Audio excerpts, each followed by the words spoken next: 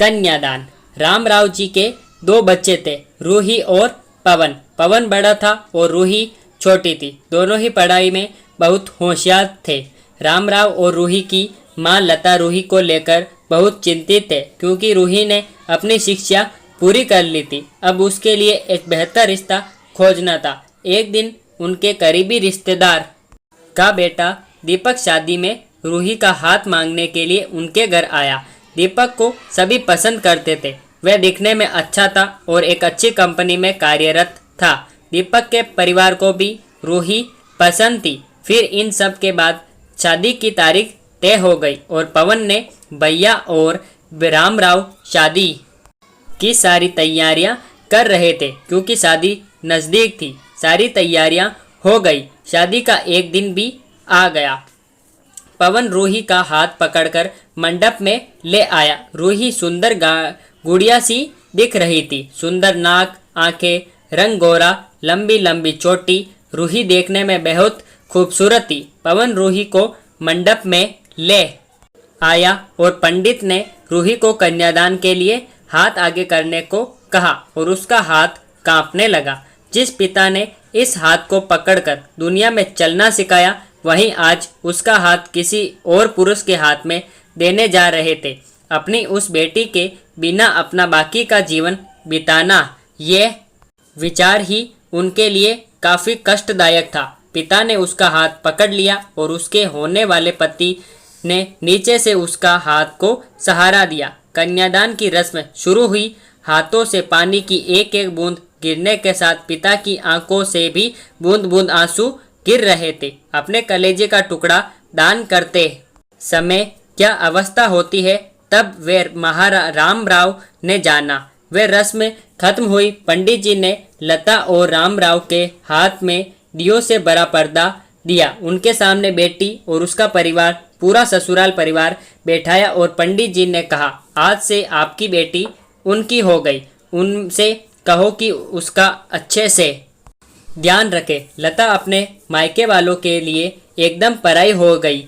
उसकी आंखों में आंसू भर आए। रूही को 2 दिन की ट्रिप पर भी भेजना माँ के लिए कितना मुश्किल होता था, और अब उसको हमेशा के लिए दूसरों के घर भेज दिया जाए और उसके अपने ही घर का मेहमान बना दिया जाए, ये बात अब माँ को समझ आ रही थी। उस रस्म के बाद दूल्हा गेट पर आ गया। पंडित जी ने आवाज़ दी, लड़की के मामा लड़की को लेकर आओ।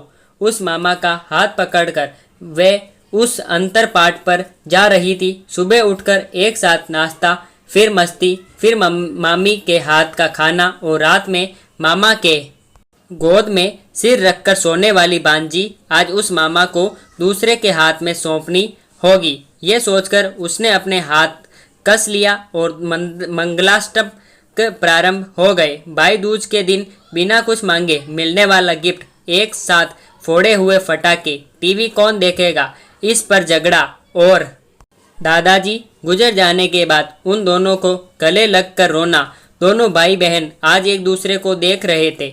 उतनी ही देर में मंगलाष्टक समाप्त हो गए। मंगलाष्टक समाप्त हो जाने के बाद रूही अपने आगे आने वाले नए जीवन को लेकर उत्साहित हो गई।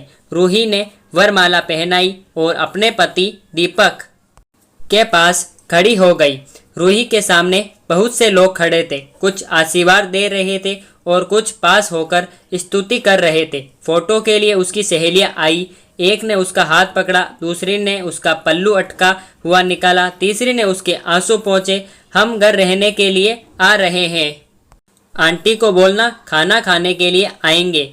उसे उस एक कमरे की आवाज़, एक दूसरे के अधिकार और एक दिन याद आ गए जब वे एक साथ रहती थी। अचानक पति दीपक ने कहा कि तुम चारों की तस्वीरें ले लो, मैं साइड में खड़ा हो जाता हूँ। और वे चारों चेहरे हंसे खाने की कतार में। आज रूही माँ पापा से दूर दूसरे लोगों के साथ बैठी थी। खाना खाने के बाद पंडित जी ने गौरी हार की पूजा करने के लिए बुलाया। रूही ने वहाँ मन से पूजा की। माँ ने रूही की झोली भर दी और अनीता आंटी ने कहा कि आप पीछे मुड़ना मत। रूही अचानक चौंक गई।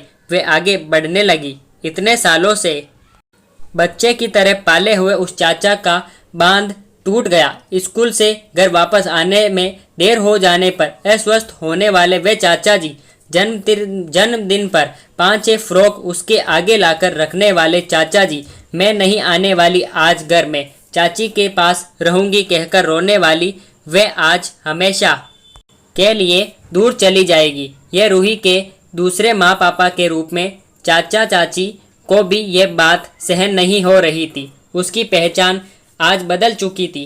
हाथों की वे हरी चूड़ियाँ, पाँव में बिछियाँ और गले में मंगलसूत्र नए जीवन की राह दिखा रहे थे। सास का हाथ पकड़कर रूही उस फूलों से सजी गाड़ी में दीपक के साथ बैठी। उस गाड़ी में खुशी थी और उस गाड़ी के बाहर खड़े सभी लोग आंखों में आंसू लिए उसे अलविदा कर रहे थे। रूही बोली, मम्मी पापा आती हूँ मैं।